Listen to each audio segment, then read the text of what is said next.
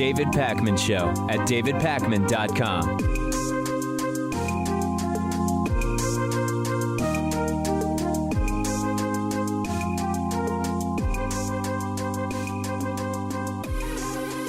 Obstruction is very quickly becoming the name of the game because Donald Trump is now officially refusing to cooperate with the House's impeachment inquiry. We will talk about what this means. We will talk about what will happen next, which is really the most important question. I told you before that there are just too many differences between Bill Clinton's impeachment and Donald Trump's impeachment to really draw relevant parallels in terms of the course that they might take, the outcome that they might have.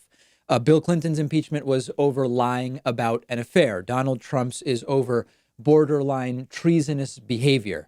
Clinton wasn't tweeting all day about it. Donald Trump is. Clinton didn't have something equivalent to Fox News and right-wing radio and the social media echo chambers that Donald Trump has. Clinton cooperated with the inquiry while Trump was always likely not to, and now we know that he will not. The White House said yesterday it will not cooperate with this impeachment inquiry, period. They said this in a letter of 8 or 9 pages of length, where he calls the entire thing unconstitutional, despite, of course, impeachment being enshrined in the founding documents of the United States of America. The letter is filled with complete non-arguments about why he will not be participating. And this is now going to set up a major battle with Democrats in the House. This is like telling the police, no, you are not allowed to investigate me. I don't participate, and I think you investigating my possible crimes is harassment at the highest level. If you did that, the police, through the courts, would enforce their right to investigate. And the question now is, will the House enforce its right to investigate? But it's actually more simply, will the subpoenas even start? If the subpoenas start, will the subpoenas be enforced? Because you can subpoena anybody you want, and a court can even say you must abide by the subpoena, Mr. Trump, Mr. Trump's lawyer, whoever. But what if you just ignore that court decision? What if you ignore that court's decree? So far, there have been no consequences to Donald Trump or others that he's directed to ignore requests and subpoenas. And unless that changes, Trump's going to get away with this. This is actually, we were told about there could be a constitutional crisis. This is actually a constitutional crisis. You need to understand that. It's not a hypothetical one. It is one right now. There is no legal basis for Donald Trump's position that a co-equal branch of government using its investigative power is unconstitutional. There is no legal basis for ignoring requests from such a constitutional inquiry. You can make the argument that Trump not cooperating in and of itself is actually an impeachable act. You could make the argument that the specifics of the Ukraine fiasco that are being adjudicated, presumably by the impeachment inquiry, become secondary to what is clearly the impeachable action of not cooperating with a legal constitutional inquiry conducted by the power vested in a co-equal branch of government. And do you know why Trump and his lawyers are doing this? I mean, you need only look at the last 2.5 years. It's worked so far. They suspect, and they're not crazy to suspect it, that based on how things have gone the last 2 years, that ultimately they will not be forced to participate or to face consequences, rather, if they are told to participate, but decide not to anyway. So why not try this? My sense is, and in reading a lot of legal opinion about this over the last couple of days, my sense is that even if Trump doesn't get the gravity of the situation that he's facing here, that his attorneys do get it. And so they have made a strategic decision that, hey, just not going along with this stuff has served us pretty well. We got Trump out of having to meet with Mueller in person, and instead he answered questions in writing, bogus answers. I mean, deceptive answers, incomplete answers, answers that by any normal assessment we would say are untruths in many ways. And he got away with it. So this is obviously the right decision that one would make if so far they've gotten away with just not participating, getting in the way, not doing the thing. So we've got a constitutional crisis here. We will soon see whether it will be resolved in accordance with the Constitution. And we will, I mean, listen, the most important thing at this point is going to be, are Democrats going to get it together and do everything that they can to force compliance with this investigation? Trump may still ignore it. Trump may still not participate, but Democrats need to start using their subpoena power. They need to start looking at holding people in contempt. There is a mechanism for doing this. We've not even really discussed it because it seems so remote. The idea is so remote to me that we would actually see contempt, people held in contempt by their refusal to participate. But this is the conversation we're having. It is a constitutional crisis right now, not at some point in the future. Let me know on Twitter or in the YouTube comments. Please tell me what you think the end result will be of Donald Trump saying, we are simply not going to participate. Okay, support for the impeachment and removal of Donald Trump has exploded, and support for the impeachment inquiry has nearly tripled, even among Republicans over the last couple of weeks.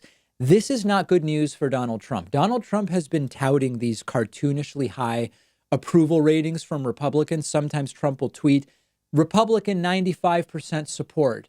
Thank you. And maybe that's true in some poll. I mean, I haven't seen it.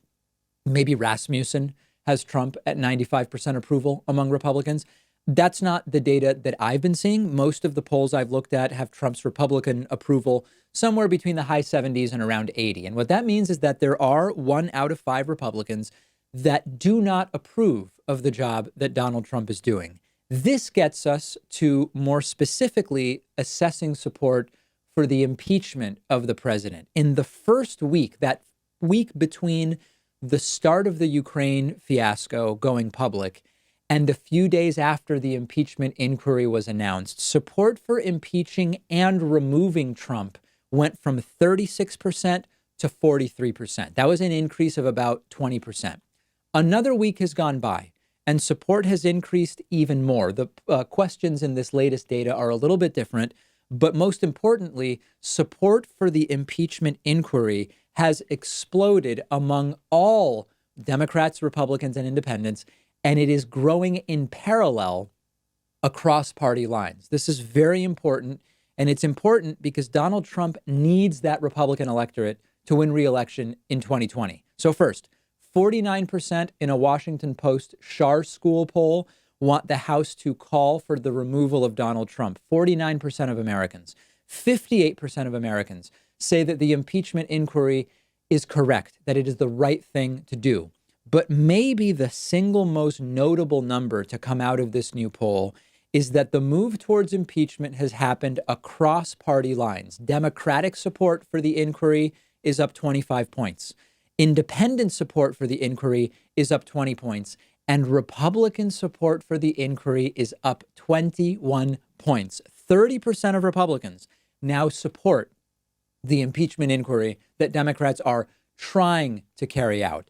But does this matter, right? I mean, why do we care in the end if 3 out of 10 Republicans support the inquiry? Because a Republican Senate is very unlikely to vote to convict. The reason we care is that the whole point of this is to get people not to vote for Trump in 2020. And I'm using very precise language there. Now, I know that there are some people in my audience holding out hope that the impeachment inquiry could lead to Donald Trump's removal because Republicans in the Senate will vote to convict.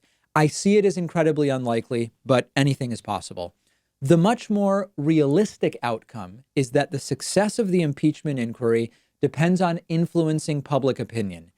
When we look at public opinion, you see that in 2 weeks, Republican support for the impeachment inquiry has effectively tripled from around 10%, 11, 12 maybe it was, to 30%. This does not bode well for Donald Trump. Now, a reasonably skeptical observer of this would ask the question, if you're a Republican and you support the inquiry, does that mean you're going to vote for a Democrat in November of 2020? And that's a very good question to ask.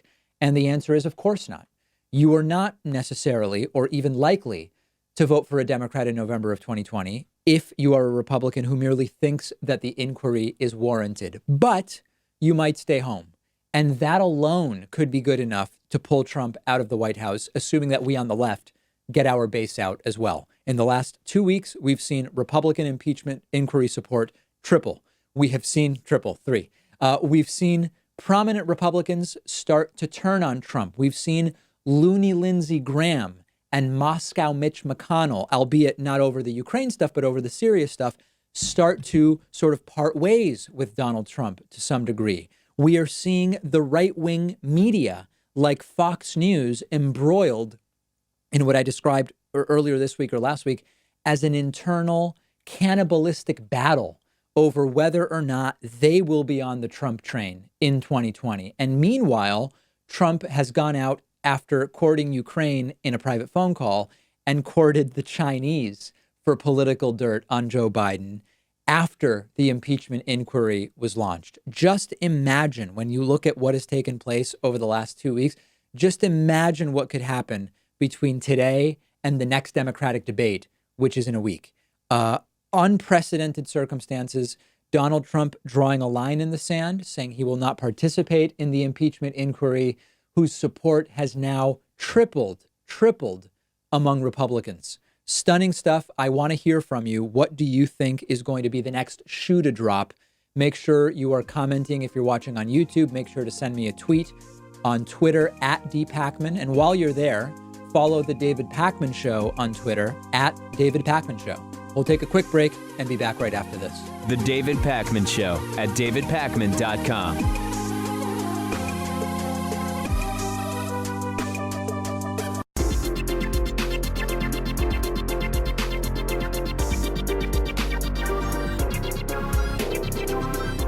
The David Pakman Show at davidpakman.com. Today's new members of the day are Shari Banks and Carlos Gonzalez. Shari and Carlos, thank you. I really appreciate your support. And I also appreciate the support of people who have not only taken step one, like Shari and Carlos, but have then just remained members for a bunch of years. And today's longtime sustainer of the day is James Ecuff, who has been a member for almost 5 years. James, thank you. Really appreciate your support. You can join these great folks at www.joinpakman.com. Takes under 1 minute to sign up. Supports the work we do directly, and you can save 40% if you want, of course. Nobody's forcing a discount on you. But if you want to save 40% off of a membership, use the coupon code THISIS2020, because it is. We are embroiled in the midst of another presidential election. All right, let's get to Hatriot Mail for the week. A quick reminder, if you don't know what Hatriot Mail is, it is when a professional voiceover artist does interpretive readings of the hate mail that I receive. Take a listen. It's like email forwards from your racist grandma on steroids. Hatriot Mail. Written by patriots who hate David Pakman. Because America. And because freedom. Yeah, so this Hatriot Mail actually gets at something that we've been talking about for a little while. And it's the idea of me being a sort of hidden socialist of some kind. Take a listen to this. You, sir, are a ignorant socialist wannabe. I had the displeasure of listening to about 30 seconds of your horrible, degrading, inaccurate radio show. After that 30 seconds that you were merely in this business to do people out of money so you would not have to do physical labor. In conclusion, I hope the fleas of 1,000 camels infest your bed at night while you sleep. Listen, why would I only be a socialist wannabe, right? I mean, number one, this is my show. Like, there's no risk to me getting fired. If I was a socialist, I would just say I'm a socialist. But more importantly, if I were a socialist, socialism is viewed the most positively right now by society in the United States that it's been viewed in decades. Like, what is the big advantage to me being a socialist, but hiding it from you day in and day out and claiming that I'm actually a social democrat? Why wouldn't I just say it if I were a socialist? So we've heard this one before. It falls very, very flat. And the best way to fight against nonsense like this is to take advantage of the coupon code HATRIOT40, HATRIOT40, When you use that coupon code upon signing up or in order to sign up for a membership on my website, you save 40%. And it is like a double middle finger to the Hatriots. You're telling them, not only am I not convinced by your Hatriotism, I am going to support the David Pakman Show with the coupon code Hatriot40. JoinPakman.com, takes under a minute. Okay, so today I am going to show you an absolutely outrageous and baseless Donald Trump lie, but I'm going to do something else. I'm going to show you the genesis of the lie. I'm going to show you the evolution of the lie, how it becomes more and more dishonest over time. And we, in a sense, to quote Donald Trump, we're going to look at the oranges of this lie, or as I like to call them, the origins of this lie. So Donald Trump spoke yesterday, I believe it was, maybe it was late on Monday, and it was complete diarrhea of the mouth. I mean, just endless lie after lie after lie. I'll give you the most sort of cartoonish lie first, which we'll be focusing on, which is that when Donald Trump became president, the military was out of ammunition. I know that may come as a surprise to many of you in the audience who are aware of how much money we spend on the military. But Trump's claim is the military had no ammunition when he became president, but he fixed that. Take a look at this. We, all together, we defeated and took over 100% of the ISIS caliphate. Everybody said that was going to be an impossible thing to do. I did it, and I did it quickly because we have a great military now. When I took over our military, we didn't have ammunition.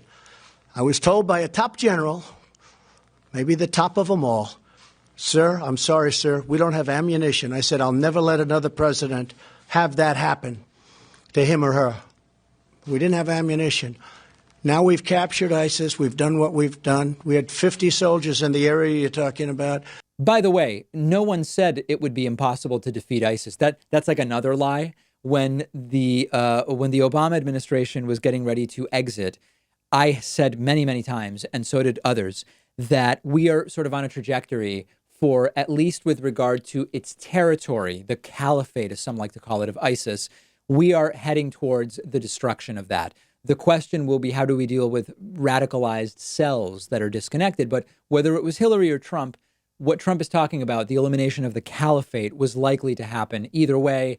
I said it, many people said it. But Trump says we had no ammunition when he became president. He fixed it. And now, lo and behold, we have captured ISIS. We'll get back to that. That's the lie I will show you the evolution of. But a few other choice lies by Donald Trump from this very strange speech. Donald Trump claiming, of course, with no evidence, that his poll numbers are up 17 points in the last 3 days. Now, when he says his poll numbers, does he mean hypothetical 2020 polling? Does he mean approval polling? We never know. And of course, the reason we never know is because it is made up. He has nothing to back this up. It's obviously untrue. This is a scam, and the people are wise to it. And that's why my polls went up. I think they said 17 points in the last 2 or 3 days. I've never had that one. Yeah, so no, I mean, it didn't happen. And then here is Donald Trump saying total falsehoods about Adam Schiff. These are even less coherent. It's more difficult to even understand what allegations Trump is making here, but they're all very much untrue. Take a look. Adam Schiff should be investigated for what he did. He took to the great chamber, Congress, and he made a speech. And his speech was a fraud. Everything he said was a fraud. He went out as though I wrote it. He defrauded the American people. He defrauded Congress. He defrauded himself and his family. He made a speech the horrible speech. I said, what's going on here? I think he's having some kind of a breakdown because he got up and made a speech that bore no relationship to what the conversation was. You can tell Trump is kind of making it up as he goes along, and none of that stuff is true. So let's go back now to the ammunition claim. Let's look at the oranges of this lie. Where did Donald Trump's lie that the military was out of ammunition until Trump fixed it come from to begin with? This is the genesis of that lie, the evolution of the bogus story. I think you'll find this interesting. So, of course, it's not true that the year Trump became president, the U.S. military was out of ammunition. In 2016, the U.S. spent more than $600 billion on the military. Much of that went to ammunition. We had plenty of ammunition already, although it is true that Barack Obama had slightly trimmed the amount of military spending in some areas. Okay, so Donald Trump's story started with, way back then, when I met with General Mattis, he came to me and he said, we are low on ammo. Now, we don't even know if that's true, right? It's possible that it's totally made up. It's possible that Mattis went to Trump and said, listen, we are behind on the accumulation of a certain type of ordinance. It may not even have been, again, if it's true, it may not even have been because Barack Obama wasn't spending enough money. It may have been a supply issue. It could have been, who knows, right? But it started with Mattis came to me and said, we are low on ammo. Trump has then exploded the military budget. So it's probably true that Donald Trump has spent a lot more money on ammunition. Trump took that story, which may have a kernel of truth in it, or it may not, like we don't even know, and then expanded the lie to say, well, Mattis said we have low/no ammunition. Okay, that was, he always has to go to the next step. Here's Trump expanding it to, it wasn't just low, it was low/no ammunition. I saw it for the first time today. A general came into my office, and my first few weeks, you remember, it was a little dangerous out there. President Obama left us with a few beauties, right? And I said to this general, you better be prepared because this is looking like it could really be conflict. And he looked at me and he goes, sir, we have very little ammunition. I said, say it again. And I want to tell you, the words very little he didn't use because it was less than that. And I said, I never want to see a president in a position like that where we may have conflict and a general looks at him and said, we have very little/no ammunition. I never want a president of the United States to be in that position. Okay, so Mattis supposedly saying we are low, we don't even know if that's true, becomes Mattis said we are low/out of ammunition. Okay, this is the first evolution of this lie. Then 4 days later, Donald Trump upgrades to we had no ammunition at all. I've rebuilt the military. Scott and I were talking about that. We spent $1.5 trillion. When I came in, our military was depleted. Frankly, we didn't have ammunition, okay? But our military was in very bad shape. And then now, in about a 1 month period, it all becomes we had no ammo and I fixed it. I got us ammo. And because of that, I was able to defeat the caliphate of ISIS in the Middle East. When again, the kernel of possible truth is maybe Mattis said we were low, possibly about some particular kind of ammunition. Unclear if it's because of anything Barack Obama had done, right? Could have been a supply issue, could have been anything. And that possible kernel of truth becomes Trump endlessly repeating that we had no ammunition and he got us ammunition. And that's the ammunition that was, by the way, ammunition, right? I mean, like what an unsophisticated term to even be using. That is the ammunition that got us the defeat of the caliphate of ISIS in the Middle East, thanks to the great Lord and Savior, Donald Trump. The genesis of a lie, okay? Understand how it works. These people will stop at nothing. He will say anything. It doesn't matter whether it has a grain of truth, a kernel of truth or not. Question for you. Do you believe that Donald Trump has convinced himself that the latest, most extreme version of the story is true? Or do you think that Trump knows that he is exaggerating this story, which possibly is not based in any actual reality? Let me know. I'm on Instagram at dpacman. The show is on Instagram at David Pakman Show. The David Pakman Show at davidpakman.com.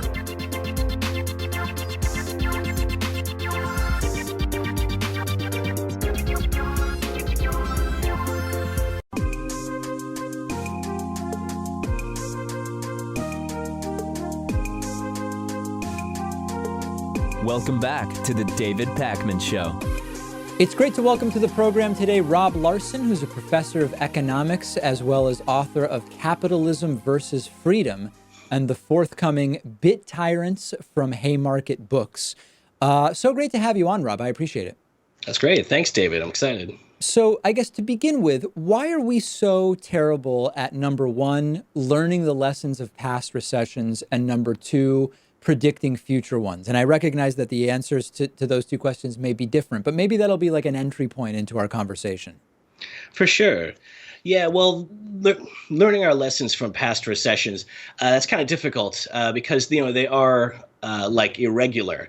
It's really reliable that in a market economy, we'll have recurring periods where the economy shrinks instead of growing like capitalism usually does. We call that the recession periods. The thing is, they're really irregular, and you can go for long stretches without a recession or have them at relatively quick intervals, and they can be short themselves or long or harsh or soft. And this is the longest running economic expansion in American post-war history here, the Obama-Trump expansion, such as it is. So because they have that sort of inconsistent, sort of unpredictable nature, it's kind of easy for people to put them to the side. Plus, when the economy grows, people make more money, and that tends to erase the human memory a little bit.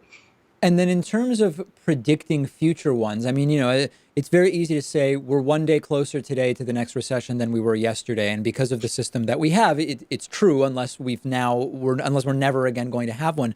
But are there particular indicators that you think are more useful to figuring out when a recession is coming than others?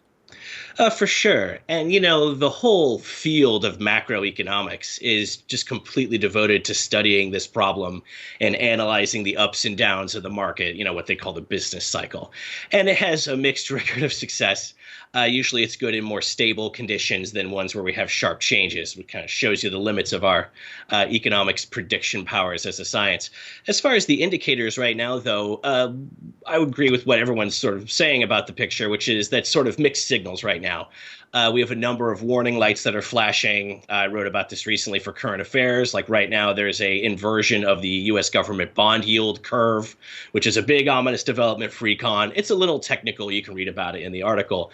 But meanwhile, we are seeing extremely low unemployment rates. But because of the really inconsistent, unpredictable nature of the trade war we've started, it's starting to spook consumers and not just investors, which has been happening all this time. So it's a mixed picture right now. And often we don't know that we're in a recession until it's really clear. So one of the things that in a hyperpartisan sort of model is important to lots of people is to attribute blame or responsibility when things are good to presidents for how the economy is doing. And we could sort of divide. I mean, we could imagine, okay, the full list of actions a president takes, and we could evaluate them on the basis of their sort of logistical nuts and bolts economic impact. And then we could also evaluate them on the confidence or lack thereof that they inspire and how that can have an effect on the economy. So to kind of get into this topic, at the presidential level, how much are the decisions that a president makes important from a sort of fundamentals perspective, and how much are they important to the economy from a perception and confidence perspective? Oh, right on. Well, obviously, those both do play a real role. And you're right. Like, people are really partisan about their views of the president, whatever presidential administration it is, in the economy. If things are good, the presidential supporters will say thanks to the president. And if they're not, they'll say, well, the president doesn't really make policy for the economy, which is true. So people are partisan. But obviously, Congress has the main economic power. They're the national legislative bodies, along with some influence by the larger the economically larger U.S. states. But of course, the presidency has grown so much over the recent decades that it has real economic muscle. Obviously, for decades, the State Department, in the administration has housed the tariff-making authority that used to belong to the Congress previously. That's a major change just in the last few decades that people don't even remember. That didn't used to be in the president's power to do this, for better or worse. So the president clearly does have some influence, especially these days. Plus, I mean, the military system alone is a major system of subsidies and so on. So real influence there. But it's true, like, economics has psychology in it because it's about human beings and as investors and as consumers and obviously as workers.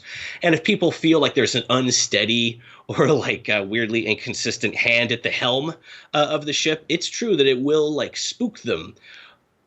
maybe a little, maybe a lot, and it changes over time. But right now, investors have been cutting off investments because of how incredibly unpredictably these tariffs and the trade conflicts have been managed. And if that gradually spreads into like the actual consumer economy, which makes up about 2/3 of American demand in the marketplace, that's when we could really see this tilt into a recession quickly. In a recession, governments have different tools that they can use to try to encourage certain types of behavior or to make the recession less acute, for example. So there are sort of New Deal type policies, government jobs programs. You can do interest rate changes. There can be a stimulus done. I mean, all of these things in different proportions and combinations exist, and many others. Is there a particular prescription that you think is the best one in a modern economy for making a recession less severe or less long, potentially?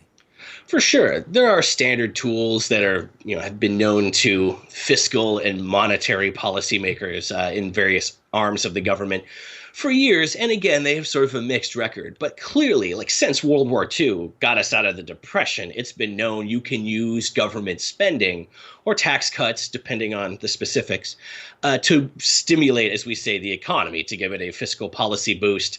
If the private sector is contracting because it's a recession and they're laying off people and closing down investments, well, the state can hire them and the government can hire you to make bombs for World War II. It can hire you to abate our horrible, horrible climate legacy that we're leaving.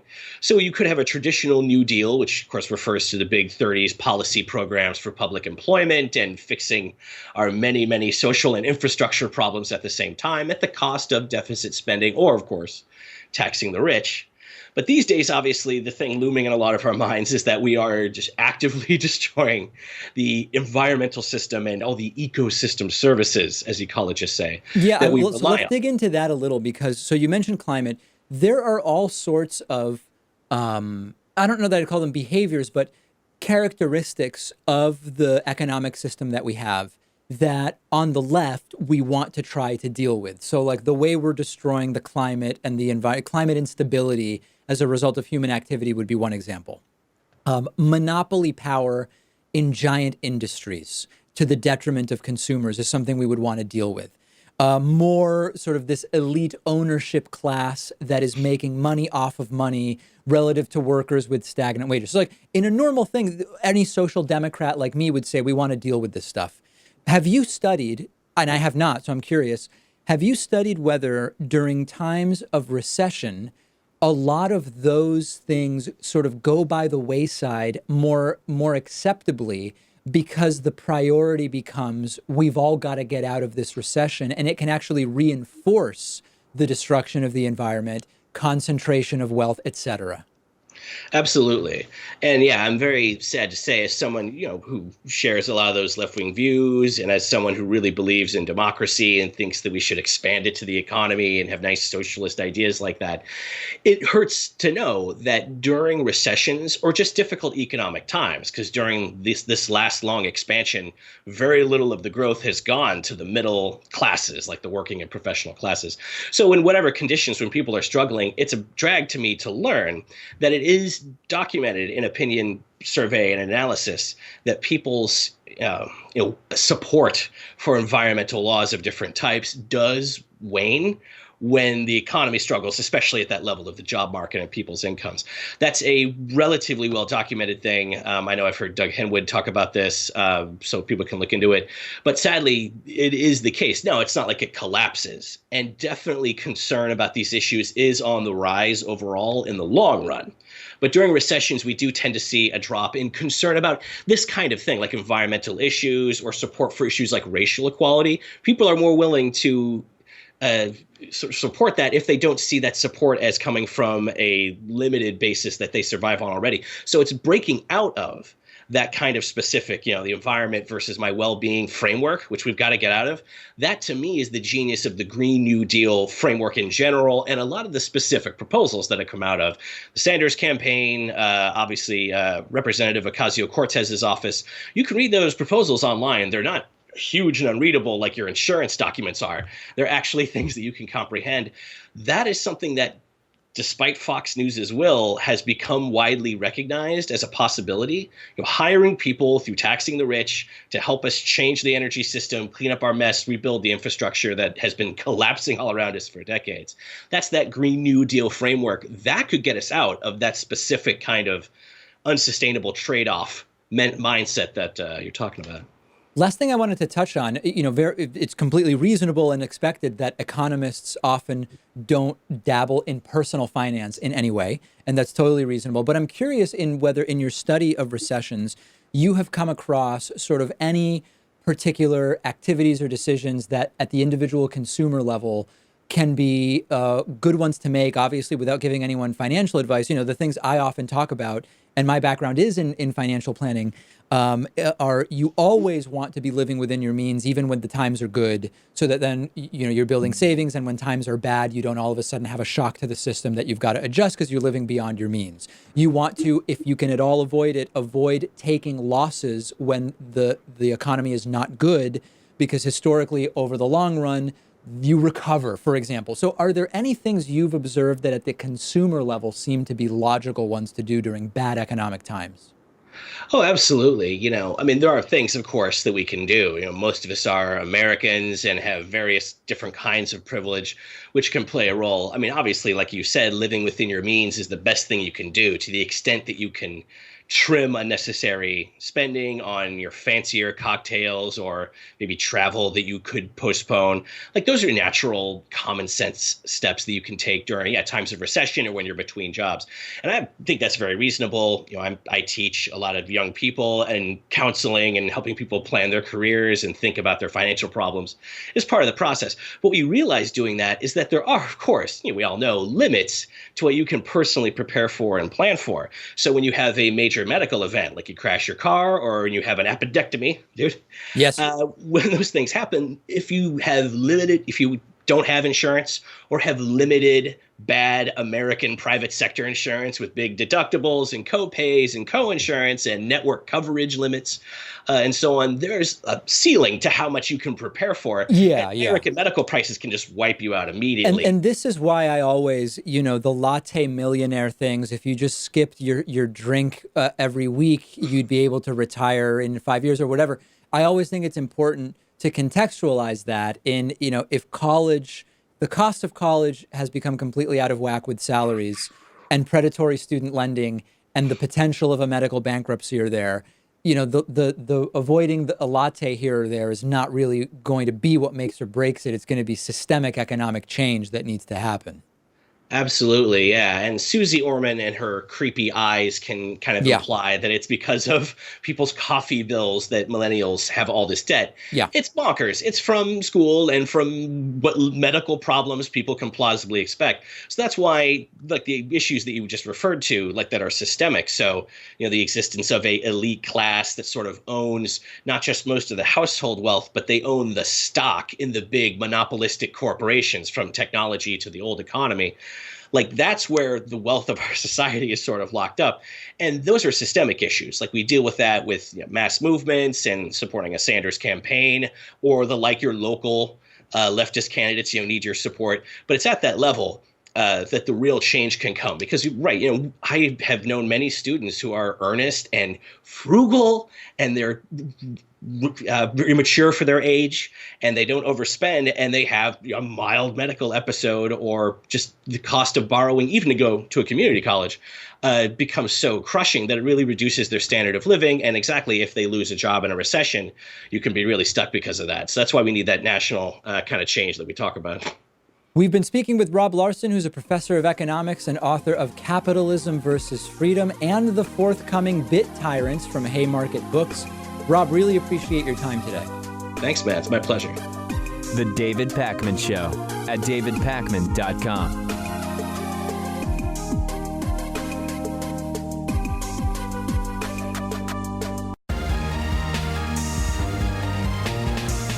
The David Pakman Show at davidpakman.com. Elizabeth Warren is now the leader of the 2020 Democratic presidential primary in an average of recent polls. This is not my opinion. This is math. Bernie is more progressive. Bernie more decidedly wants money out of politics.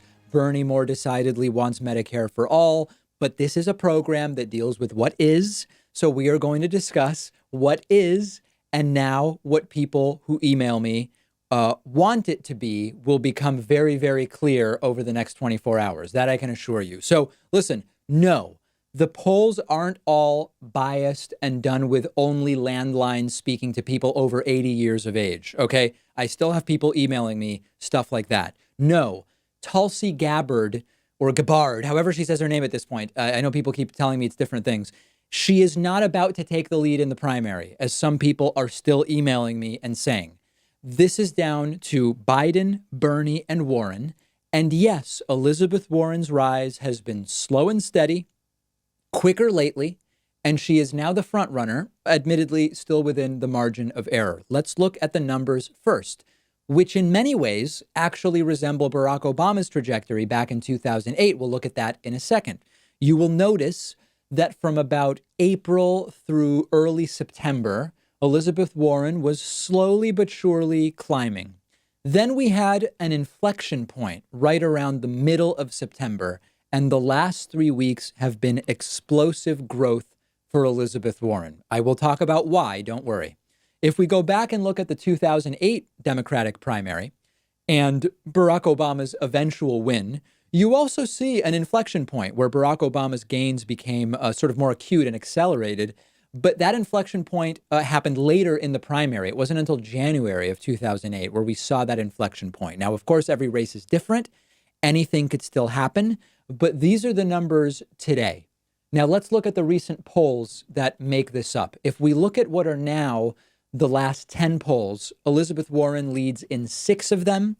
If we look at the last 5, Elizabeth Warren leads in 4 of them. So what do we think is going on here? I think there's a few things to touch on. Number one, there is disaffection with Joe Biden that is helping Elizabeth Warren. A plurality of Biden supporters say that Elizabeth Warren is their top second choice. So when Joe Biden has bad performances, and they've been bad lately, when Joe Biden's campaign is just low energy, it's not good, that helps Warren more than any other candidate because Warren is the top second choice, according to the latest Morning Consult poll, for Joe Biden voters. That's number one.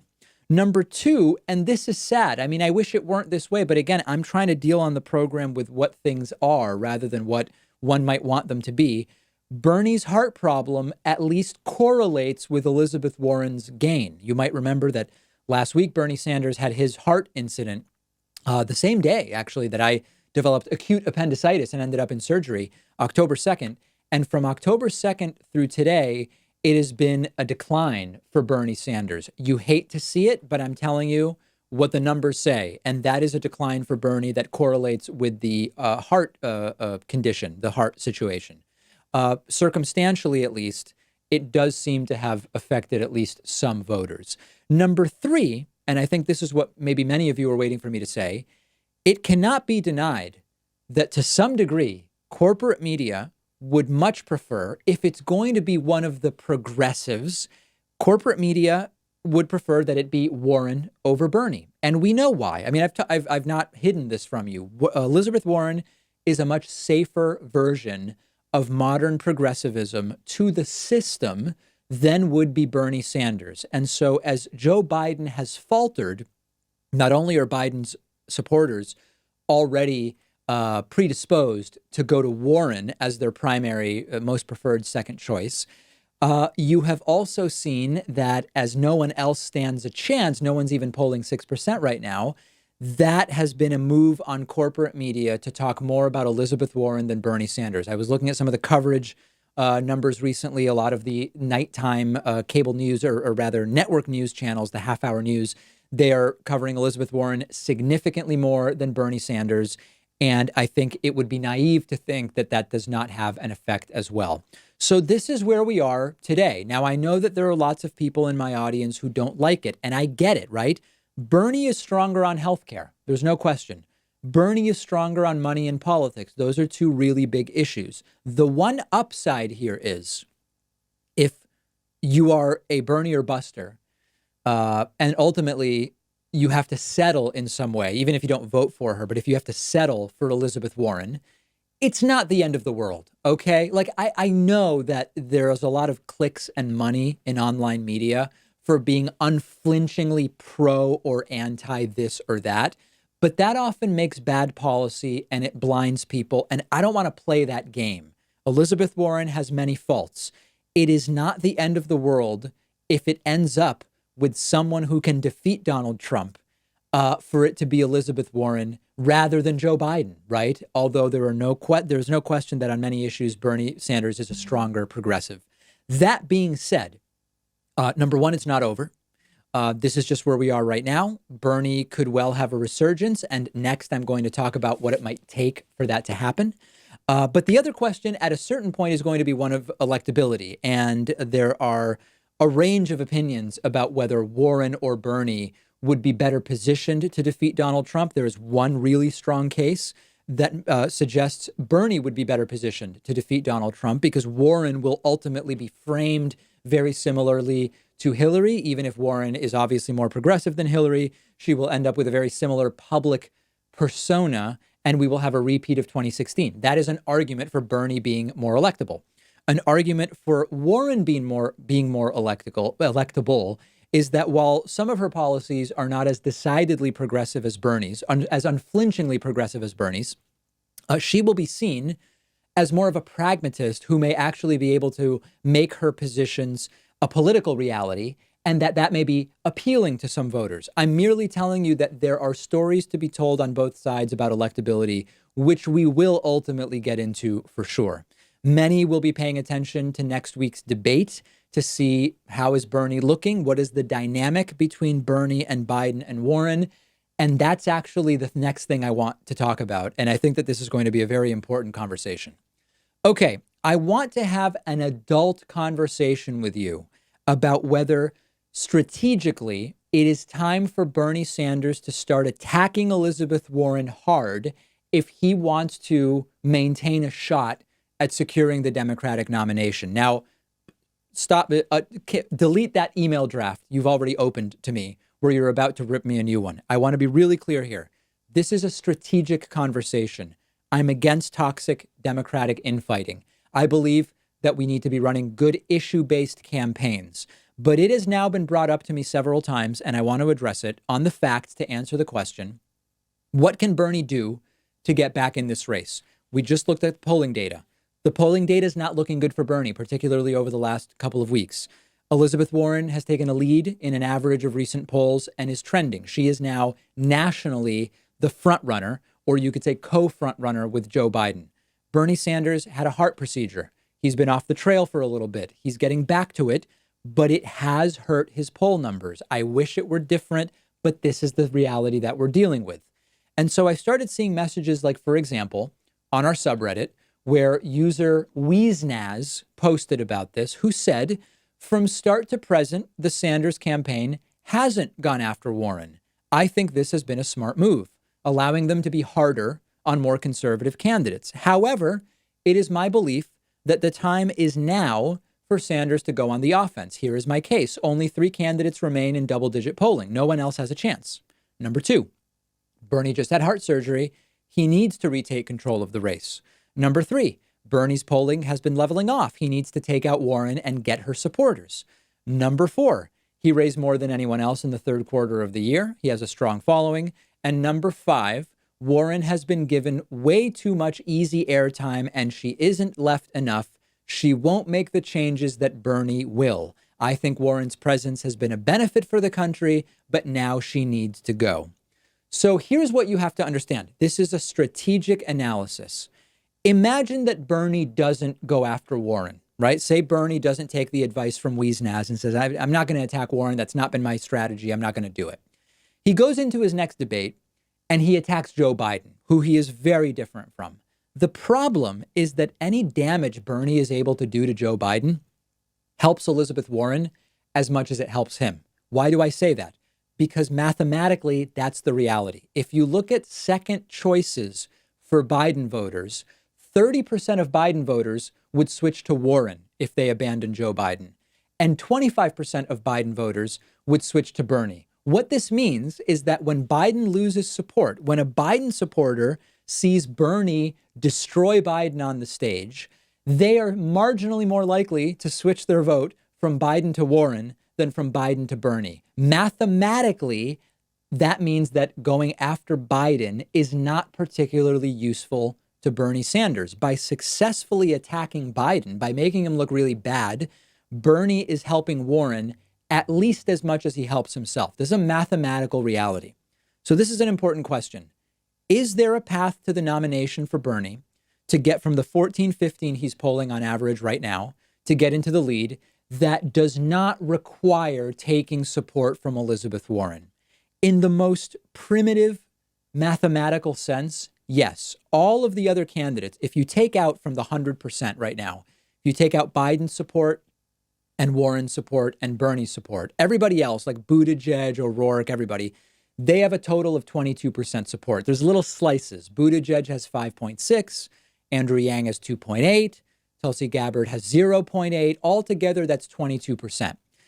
But Bernie can't get that full 22%, right? Even if he obliterates every other candidate and makes everybody say, I need to abandon all of these people, Bernie is only the preferred second option for a slice of those candidates. So imagine that Bernie so brutally destroys and embarrasses Buttigieg that every Buttigieg supporter says, I'm going to my second choice. Buttigieg supporters prefer Warren over Bernie. Same thing with Kamala Harris. Harris supporters prefer Warren over Bernie. So I hate this. I looked at this every which way last night and this morning, but mathematically, I don't see a way for Bernie to win without taking support directly from Elizabeth Warren, which is tough because Elizabeth Warren supporters marginally prefer Biden over Bernie. Okay. I don't want to see it. I don't want to see this get ugly. There may be intangible collateral damage that a really ugly showdown between Bernie and Warren could do to the eventual candidate. But I know that there are people in my audience who do want to see it and believe that any cost to get Bernie the nomination over Warren is worth it. Now, of course, it's not even this simple because there's also the issue of whether the people who would vote for Bernie would be convinced to do it by seeing him attack Elizabeth Warren. That may actually turn voters off, and it's not been Bernie's strategy. It could be anathema to the way that he has run his campaign. So my question to you today is, we're being adults here. I'm not suggesting anyone do anything. I'm just telling you what the math says. Reply in the comments if you're watching on YouTube or send me a tweet at dpacman.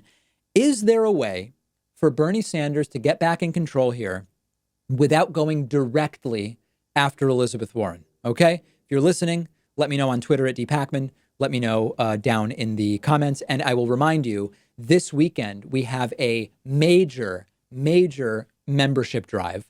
We have not done this for about a year. We are going to be doing a one-day massive membership discount. If you've been thinking about becoming a supporter of the David Pakman Show, get on our mailing list at davidpakman.com. Sign up for it. This weekend, you will get an email. It'll be called something like the email you've been waiting for. It will have a code that will work just on one day. Maybe it'll work both weekend days just because maybe people need an extra day. But it'll be a weekend-only special, the biggest discount of the year. I would love to have your support. To be notified of it, just get on our mailing list.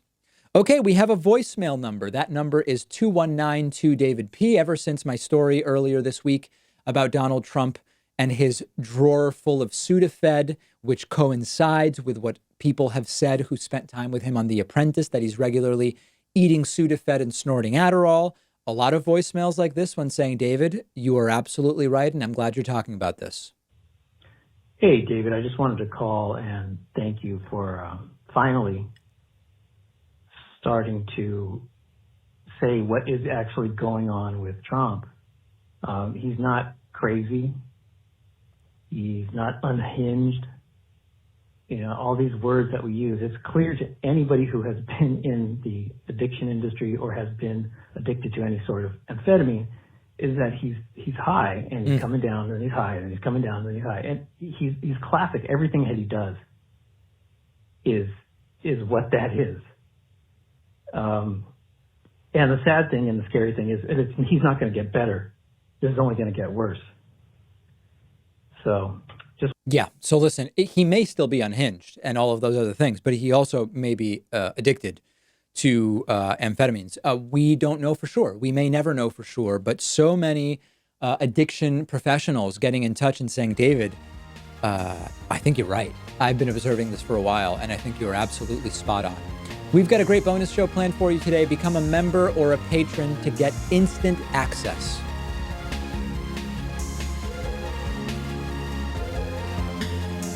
The David Pakman Show at davidpakman.com.